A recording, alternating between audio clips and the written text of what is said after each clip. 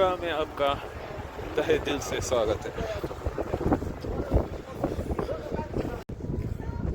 আমি এখন কফি খাচ্ছি গাইস, প্রচন্ড ঠান্ডা। ও মাই গড, প্রচন্ড ঠান্ডা। সালা গরম কফি জলের মতো খাচ্ছি, ভেবে দেখুন কিরম ঠান্ডা। এখন কফি খেয়ে বডিটাকে একটু ওয়ার্ম করতে হবে, মারাত্মক ঠান্ডা। প্রচন্ড হাওয়া হয়েছে।